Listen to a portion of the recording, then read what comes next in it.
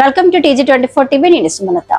మేడ్చల్ జిల్లా కుత్బుల్లాపూర్ నియోజకవర్గం నిజాంపేట పరిధిలోని సాయినగర్, బాచుపల్లి, కేసీఆర్ డబుల్ బెడ్రూమ్ దగ్గర షెట్టర్లు వేలంపాట వేస్తూ ఇక్కడ నివసిస్తున్న ప్రజలు ఇబ్బందికరంగా చేస్తున్న అధికారులు నిరసన తెలుపుతూ వేలంపాట నిలిపివేయాలని, స్థానికంగా నివసిస్తున్న ప్రజలకే షెట్టర్లు రెంట్కి ఇవ్వాలని ప్రజలు కోరుకుంటూ నిరసన చేయడం జరిగింది.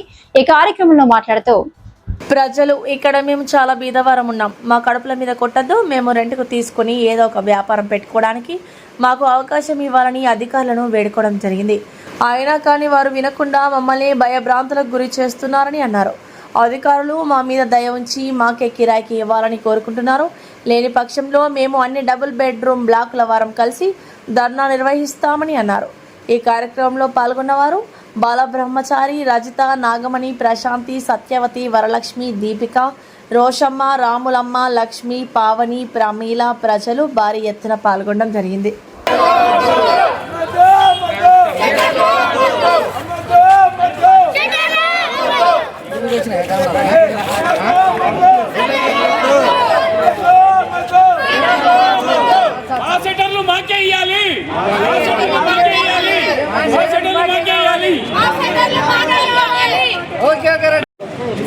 గవర్నమెంట్ కోరుతున్నామండి. డబల్ బెడ్రూమ్ నుండి మాట్లాడుతున్నామండి, బాచుపల్లి డబల్ బెడ్రూమ్ నుండి.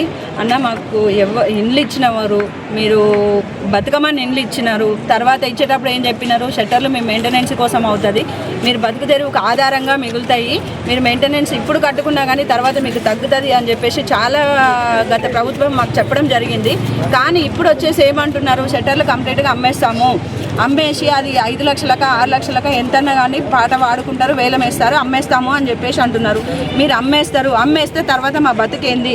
మీరు కొనే వాళ్ళు ఎవరో వచ్చి కొంటారు, కొన్న తర్వాతకి మేము ఇక్కడ కూరగాయల షాప్ పెట్టుకుని కనీసం షట్టర్లు కొనలేని వాళ్ళు పక్కన బండి పెట్టుకొని అమ్ముకొని బతుకుతామంటే కూడా దాని వాళ్ళు ఒప్పుకోరు. మేము లక్షలు పెట్టి కొనుక్కున్నాము, మీరేందమ్మా ఇక్కడ షాప్ పెట్టుకొని మీరు బతుకుదేరు గురించి ఆలోచిస్తున్నారు అంటే మేము ఎందుకు పెట్టుకున్నామని చెప్పేసి వాళ్ళు మా మీద డిమాండ్ చేస్తారు.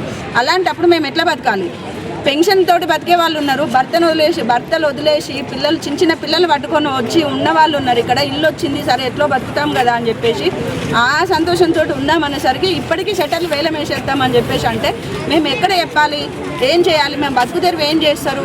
మీరు వేలం వేస్తారు, మీ పాటాన మీరు డబ్బులు తీసుకుంటారు, వెళ్ళిపోతారు. అది సరే మాకు పంపిస్తారా, ఏడు చేస్తారా విషయం పక్కనే పెడితే ఫస్ట్ మా బతుకు తెరువు ఏంటిది?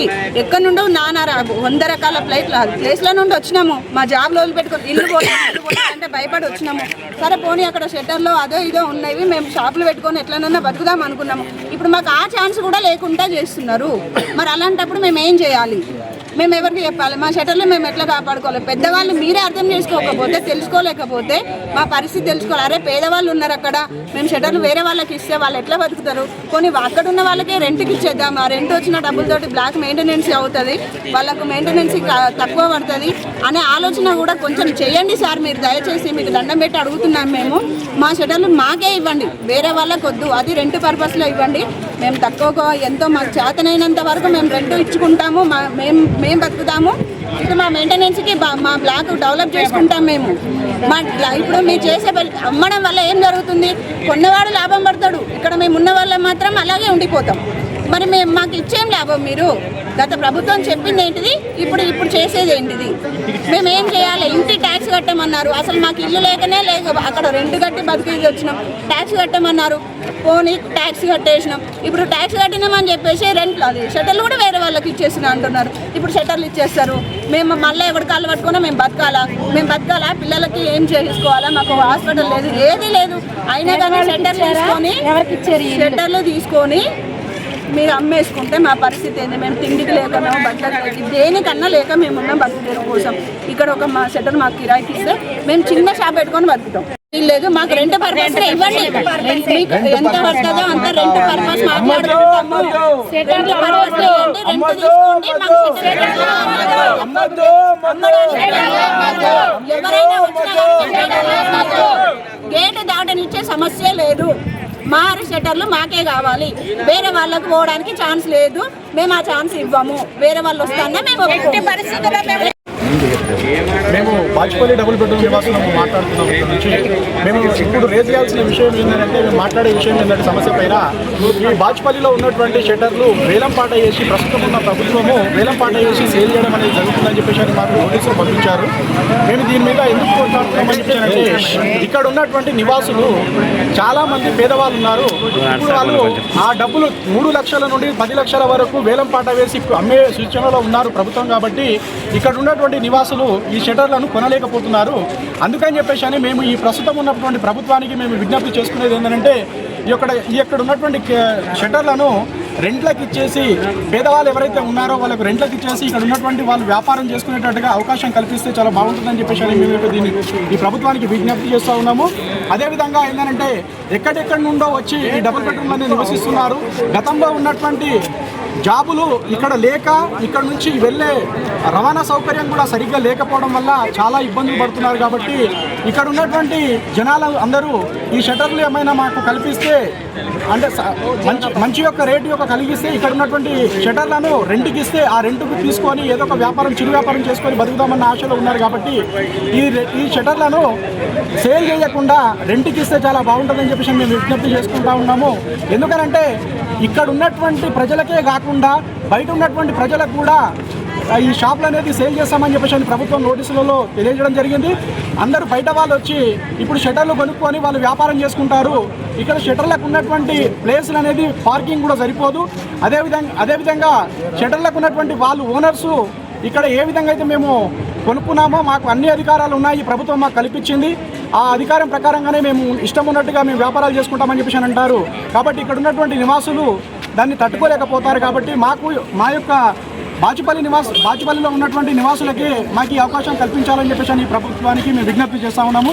దయచేసి మా యొక్క మనవిని మన్నించేసి ఈ యొక్క షట్టర్లను వేలంపాట వేసి అమ్మకుండా మా యొక్క కిరాయికి ఇస్తే మాకు చాలా బాగుంటుందని చెప్పేసి మేము తెలియజేస్తున్నాం. మాకు 2 BHK సభ్యులందరూ నమస్తే సార్, మీడియా సభ్యులందరికీ నమస్తే అండి. సార్, మేము మీ ద్వారా మా యొక్క వినిపించుకుంటాం సార్. ఏంటంటే, మేము ఇక్కడ బలహీన వర్గాలు ఎంతోమంది ఎక్కడ దేశాలు ఎక్కడి నుంచి రాష్ట్రాల నుంచి వచ్చి ఇక్కడ నివసిస్తున్నాము, పేదవాళ్ళం సార్. ఇక్కడ మాకు ఎలాంటి పరిస్థితి అంటే, పింఛన్ల మీద బతికే చాలా మంది ఉన్నాం సార్. వితంతులు ఉన్నారు సార్, హ్యాండిక్యాప్ పర్సన్ చాలా మంది ఉన్నాం సార్. మేము మెయింటెనెన్స్ కట్టుకోలేము సార్. ఒక్కొక్క బిల్డింగ్ మెయింటైన్ చేసుకోవాలంటే సార్ మంత్లీ 70,000 నుంచి ₹1,00,000 ఖర్చు వస్తుంది సార్. 70,000 ఖర్చు వస్తుంది. ఈ మెయింటెనెన్స్ చేసుకోవాలంటే దాని ఇంటికి తీసుకొని బతుకుతున్నాం సార్. కానీ అది ఇప్పుడు అయ్యే వీలు లేదు సార్. మేము ఇన్ని రోజులు ఆశ ఏంటంటే, మా బిల్డింగ్ కింద ఉన్న షట్టర్లు మాకు కిరాయిలకి ఇస్తే మా కిరాయి డబ్బులు తీసుకొని మేము మెయింటెనెన్స్ చేసుకుందామని ఆలోచనతో ఉన్నాం సార్ ఇన్ని రోజులు. కానీ ఇప్పుడు ఈ విధంగా ఈ జీవోలన్నీ మార్చేసి ఇప్పుడు ఈ యొక్క గవర్నమెంట్ ద్వారా టెండర్లు వేసి ఎస్ఎఫ్టీ ప్రకారం అమ్ముకోవడం అంత పద్ధతి కాదు సార్. ఇది మాకు మా యొక్క బిల్డింగ్లకు మా యొక్క మెయింటెనెన్స్ కానీ మా బాచుపల్లి సభ్యులు కానీ చాలా ఇబ్బందికరం ఉంది. మేము ఎక్కడైతే ఇక్కడ రవాణా సౌకర్యం లేదు సార్. ఎలాంటి సౌకర్యం లేకున్నా కూడా మేము ఎంతో దూర ప్రాంతాల నుంచి వచ్చి డ్యూటీలు చేసుకుంటున్నాం సార్. ఇక్కడ నుంచి మేము డ్యూటీ చేయాలంటే మినిమం 20 కిలోమీటర్లు వెళ్ళి దూరం డ్యూటీలు చేసుకుంటున్నాం సార్. దయచేసి